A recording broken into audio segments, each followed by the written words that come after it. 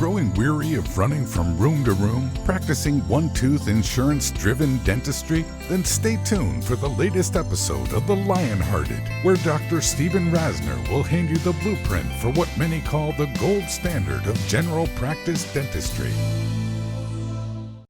Hi everyone, I'm Dr. Steve Rasner, and you're tuned into The Lionhearted Dentist. I want to thank all my listeners. We continue to have a few thousand downloads per month. So somebody's appreciating this mode, this unusual style of helping colleagues of mine around the world to maximize their potential in dentistry. Those of you that are tuning in maybe for one of the first times, my format is by design. And the format is this. I am a 40-year veteran of dentistry. And to a lot of colleagues, I've had a sizable amount of success. And so what I like these to feel like to you is that we live close enough to each other that we can communicate weekly about, well, what's your practice like, Steve? And what's going on now since the pandemic is now lingering months, 5 or 6 months, and what's your practice like, and what are you doing, what are the things? So it's real live approaches that I redevelop, to be quite honest with you, each and every week. They change. There's no one thing that I do. By the way, which is kind of like the courses, the live surgery courses I give in my office, which I'm thrilled to tell you that I had a few of you this week sign up for my October courses. And we haven't made any announcements yet, but we're going to obviously hold 2021 courses. And, that's not the only purpose of this podcast, of course. But if you've listened to me by now, you certainly know that I believe that one of the cornerstones of success for you is for you to master the oral surgical skills not required, but I think enrich your daily practice. Because this is me, this is my opinion. But just by taking on that arena of dentistry makes you so much better at other arenas of dentistry. Becoming well-versed in oral surgical procedures, and specifically I mean atraumatic removal of teeth, I mean bone grafting and site development and surgical implant dentistry. And there's a lot of things I don't think you have to ever get involved in. I think one of the problems is that a lot of my colleagues think of implant dentistry, and then you see social media posts and you see these unbelievable advanced surgical implementation of someone's skill, and you think, I'll never be that. Well, you never have to be that. You can have an amazing career. And I'm telling you this, whether you ever come to one of my courses or that you take off in a month for somebody closer to you. I don't care where you go. That's certainly not the bottom line of the Lionhearted Dentist podcast. What's the bottom line is it's another tool for you, another voice to be heard, my voice, so that you may take a little bit of this, which I seem to hear over and over again through emails that come to me, that a lot of you are trying and doing things that are making a big difference because they should make a difference. These recommendations cannot be unique to yours truly. There's no way. So when you hear me talk about leadership or marketing or staffing or other things you're going to hear me talk about today, or the meetings necessary that I've been talking about recently, or certainly case presentation skills, that's because I know that is the basis of the success I've been able to enjoy over all these years. But I know it's an unusual format because I have been doing this now, I think, almost 2 years. I haven't had one guest on. It's just me, which could be probably hard to take sometimes. I get it, but I continue to do it, and I'm going to continue to do it as long as I think the podcast grows, I get good feedback, and it makes a difference. But you also notice, if this is one of your early times tuning in, that I get sidetracked. Just like I would if you and I were in some cafe in Europe talking after a week's work that we had, or a bar for a beer, not that you can do that anymore, somewhere, and we're just shooting a you-know-what and talking about the things that worked. And sometimes we are commiserating as well, aren't we, about things that weren't so much fun in the work week this week. So that's the format that I've used. So I want to welcome all my listeners. Most of my listeners are certainly from the United States and Canada, but I have tons over in all the European countries, and really as far away as Australia and Turkey and places that just South Korea, Israel. I tell you this because it flips me out that's going on at times. So hopefully it's helping. But thank you, those of you that signed up for the courses recently. And the reason I believe in a certain structure of the way I give a course, by the way, the reason I'm so compelled to do live training is this. I want you to think about this for a minute. If any of us, most of us, had an emergency in the office, we would be so much better equipped to handle that emergency if we had spent time in an ER, correct? I don't care how many CPR courses you take or advanced life support courses you take. The patients aren't dummies, they're real. And the situations are very disrupting to what our normal everyday approach to things are. So that is why when you come into our courses for 2 days, we spend minimal time on discussion and maximum time of you in an operatory with me over your shoulder there right before we start. We discuss the cases that you're going to approach, because I know what cases I'm going to assign to who, at least to start. And I know this, by the way, because I asked that you all send me a little background of your surgical experience, which sometimes is little to none. Maybe something you had in the Army, had a GPR, that might have been 20 years ago. And all that does is influence me to build your confidence up slowly. And I have 2 days and multiple surgeries to give you. I don't ever remember anybody coming through this course leaving without abundant confidence that they may not have had when they arrived. One of my cornerstones of opinion for you is to establish the permit necessary wherever you're at to use the oral sedation protocol that I was given 30 years ago and that I have refined and use multiple times per day for the last 25 years with complete safety. I mean, that's a big statement for me to make to you. It is such a practice changer.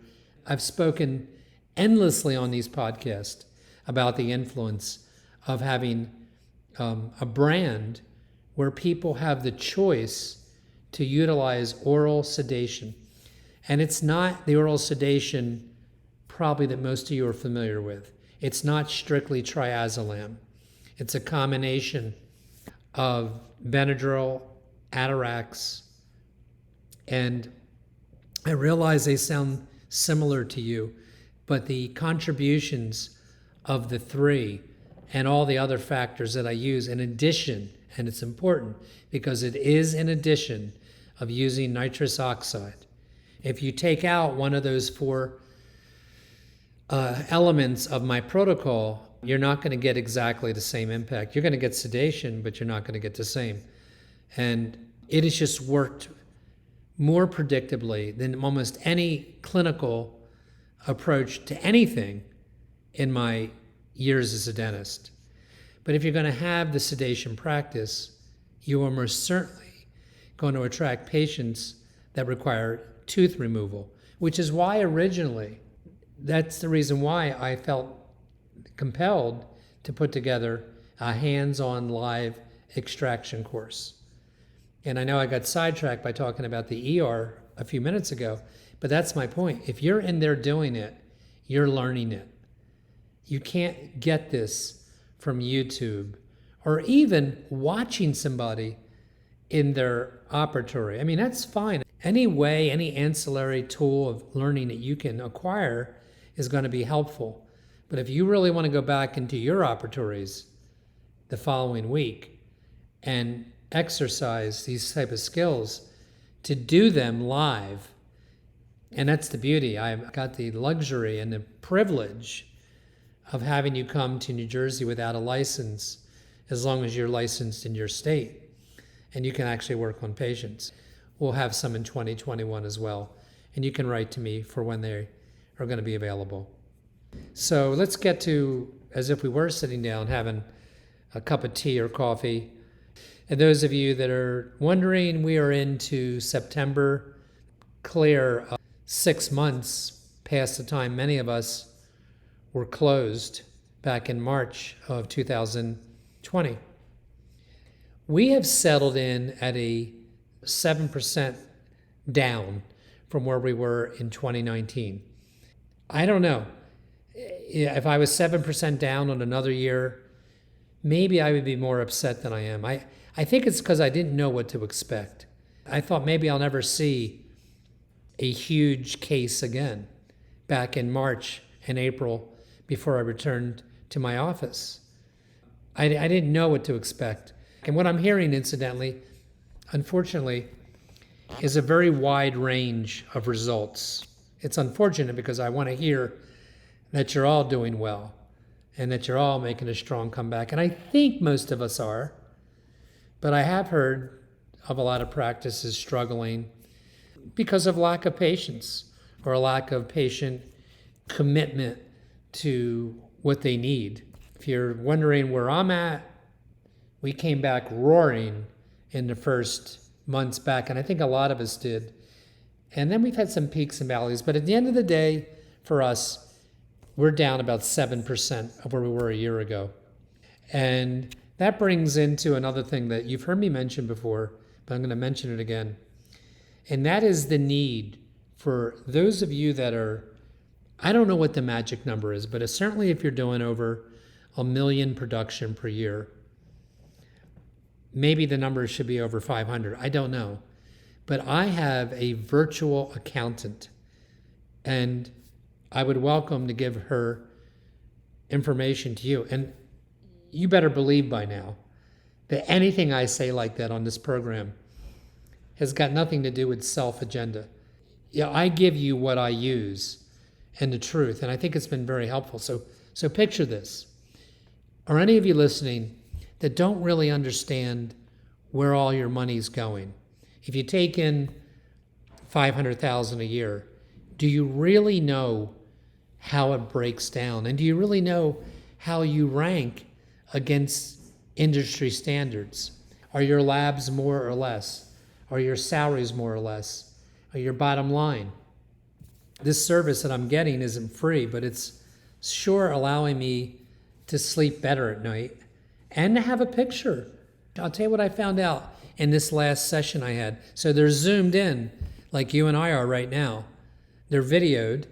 In my case, I have, a pretty big practice. So I wanted to know, outside of the people telling me, I wanted somebody checking and balancing my numbers. That was my first agenda. But it's grown into a breakdown of things I would never look at. I'm not that kind of guy. And I think you get that if you watch me week to week. I'm not the kind of guy that after work wants to play on a CBCT machine or go over my numbers, to be honest with you. I need somebody that's going to put it together for me in a very succinct, clear, understandable format that I can make decisions about what I need to do. So that's how I know exactly what my numbers are when I tell you. And one of the things I found out, by the way, and this takes about an hour, and we do it about an hour a month or every other month. I found out that the overhead in my office is mostly coming from my front desk arena. And if any of you came into my office, I think you would see that, because I see there's a lot of people at my front desk moving around, and am I overstaffed? I'm thinking. And to be quite frank with you, it isn't enough probably to make me personally want to change, but if I was struggling, I would change. I might cut back because I know I'm overstaffed. But that overstaffing for me allows me to get everything I want done lickety-split.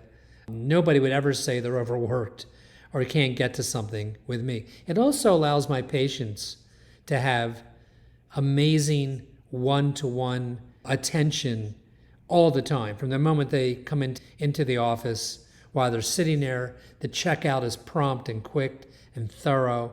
People can get answers about bills or whatever quite rapidly, and things are pretty tight with regards to that because I am overstaffed. But if I was struggling, I'd probably make a move. Another thing I've done is I've changed and upped my marketing. I want to share that with you real quick. And be sure to write to me, those of you that are thinking about what I'm about to say. So we all get our patients from different sources, correct? I find the best source for me of all the marketing I'm using right now, there's really two. One is radio. Not all of us listening are able to use radio the way I do because it's just not affordable for you, perhaps. But listen up, because this was a revelation to me this week. And most of the greatest patients I get are from an oldie station. They're from people that enjoy music from the 60s, 70s, 80s, maybe even the 50s, to be honest with you.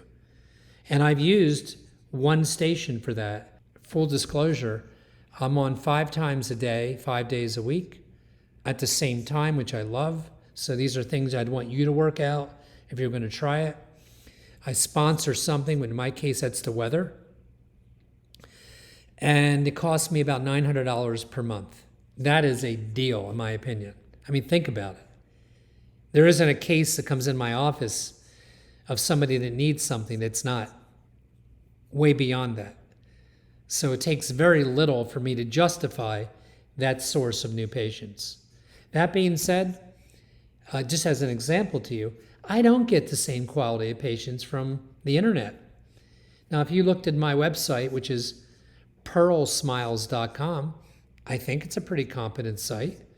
Maybe some of you are more IT savvy than me, and you would point out problems, but the problem is not that I don't attract patients from the internet.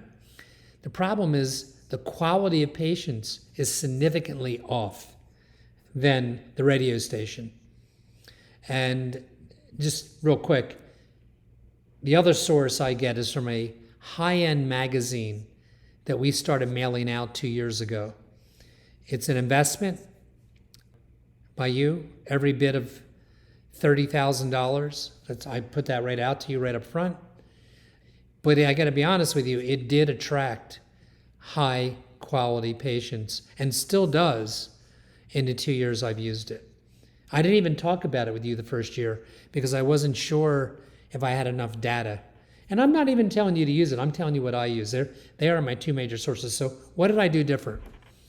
Well, it occurred to me that if the one radio station is doing such a good job for me, maybe I ought to try a different one, a little bit out of my area. And this is me. I literally was doing this. Somebody been practicing 40 years. I did the research. I wanted to know, okay, well, what are the closest oldies stations to me? I'm in southern New Jersey. I'm telling you something. Google radio stations in your zip code, and you're going to get flabbergasted by the amount of radio stations that exist. I had no idea. Now, they're not all worth it. But long story short, I cut 2 commercials this weekend for another oldie station, and I also cut one for a religious station, which I'm trying out because it was so inexpensive, and it was in listening arena of my patient population that I thought I didn't have anything to lose. So I'll let you know in a couple months how they work out. But I find radio, the right radio, Many of you who've watched have heard my horrible story about using ESPN, and not that ESPN is bad.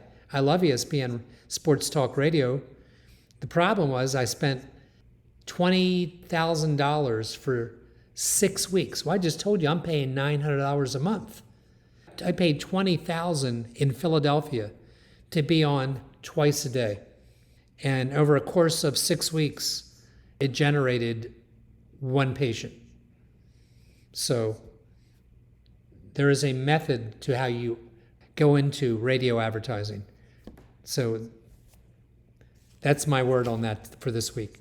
I want to leave you with a couple case presentations, which we keep doing, because I want you to know how I'm doing this right now. I'm looking over the weeks I've had, the weeks that have been producing this consistent production that you hear me allude to. I mean, a couple weeks ago, we had 2 $100,000 plus collection weeks in a row.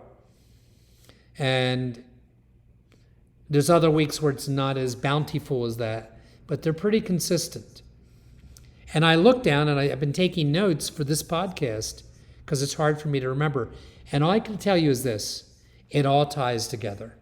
When I look and see what made up a week and take notes on that for this podcast, everything I tell you is part of the reason. So let me just share with you briefly some stories this week. There was a patient, I'll call him patient A, who came to see me on Monday and fearful. So he is positively generated by my sedation ads, which I have been doing sedation for 24 plus years in my community. You got to remember something. If you do it, the best part about it is most of your colleagues aren't going to do it. I don't know why, but I'm happy about it because it makes us more unique and you can market the heck out of that. So he came from that ad. So this is a 51-year-old sitting in my operatory. By the way, he had broken 3 prior appointments. So he was put in a very, if he didn't come spot to the office, who cares? Like at the end of the day. So it was shocking actually when he showed up this time. So picture a 51-year-old in my office with his fiance and did an exam. And when I walk into a patient like that, and you've heard my protocols as to how I approach new patients, from the first phone call with my new patient coordinator, Michelle, to all the other steps that are always followed. They're not skipped. He followed all those. And now he's in my operatory. And I knew about him. I knew that the reason he had broken was 3 times. So when I walked in, I didn't do my normal thing. I walked in and said, well, first of all, I'm proud of you for being here. That was a big step by you. And I promise you, I'm going to do nothing today that's going to possibly hurt you, or I'm not going to poke or prod you. I don't do that. I'm going to just talk to you. We're going to come up with a game plan that you're going to hear and see if that works for you. You can understand, as I'm talking to him, his right central incisor was broken 2 millimeters above the gum. So in examining this patient, he was missing multiple posterior teeth. His perio was certainly within reason of restoring teeth. I could keep a number of teeth, particularly in the aesthetic zone. What I want you to remember about him is there's a lot going on when you're doing a case presentation. And you can't help, but you need, actually, forget what can't help. You need to observe and absorb as much information as you can, and then be able to use that information in the way you approach a patient. I don't think that's odd. I mean, all of us know that there's 4 kinds of personalities. There's drivers, there's socializers, there's thinkers, and there's relators. That's from a book from Tony Alexandro called Non-Manipulative Selling. And I don't even like the word sell, and you know that, because I think your goal as a Lionhearted dentist is to put the truth out there to these patients and do it with a personality. which would include empathy for the patient, or would include a approach that would be relatable to that patient's personality. And you already have these skills because each of you know people that are relators, socializers, and thinkers.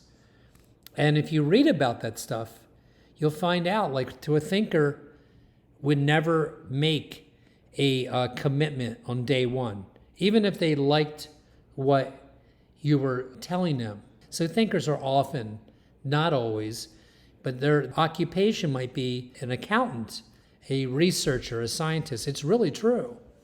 This guy was a socializer. So here's the deal with socializers. And you'll know this in seconds. If you think of people right now on your team or in your family, they have these personalities. You have that personality. I'm a driver. Not all dentists are drivers. The patient in my chair was a socializer. And you know what their deal is?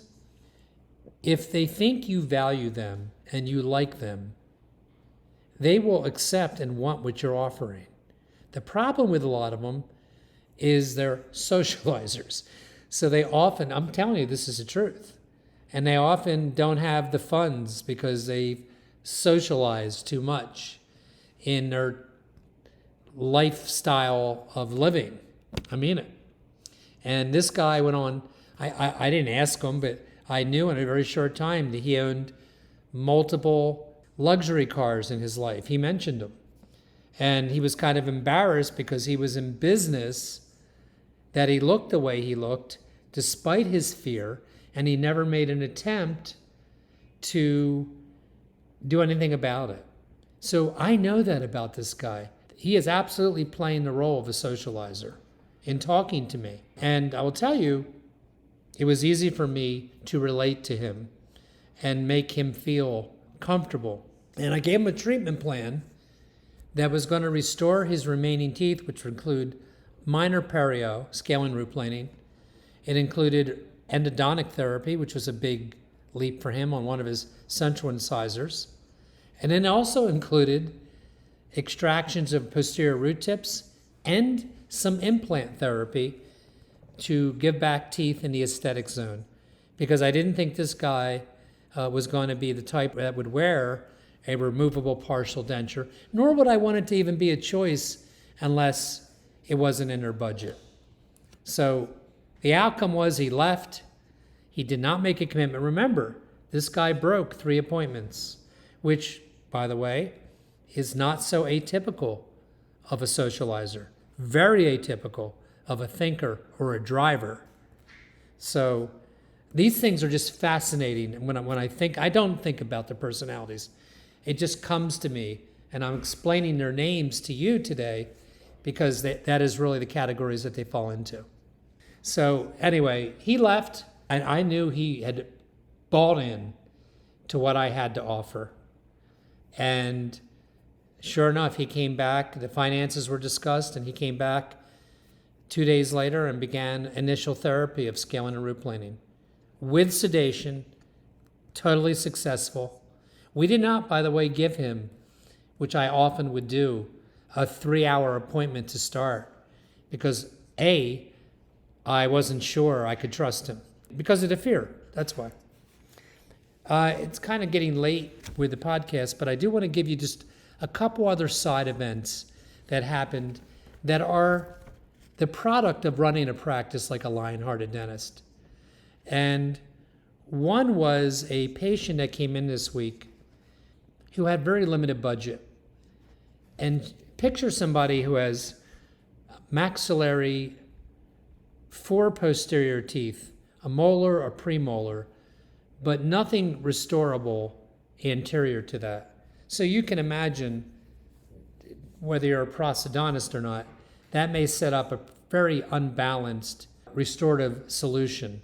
She really needed a couple implants. I'm sharing with you the byproduct of running and paying attention to detail of a successful practice. This woman didn't have the money she needed to do the treatment. Now, this is not every time, what I'm about to say to you, but I included implant therapy with locators on the anterior portion of her maxilla to go with her posterior teeth that she had of her own for stability for nothing. I mean, it was just something I wanted to do. And we do a lot of, as I'm sure you do, benevolent and gratuitous work that we're able to do because we run the practice with precision most of the time. And it allows us and gives me the latitude to do generous things. And I got to tell you, the payment of her appreciation in her face and her tears and her eyes of what we had offered her was more than enough for me.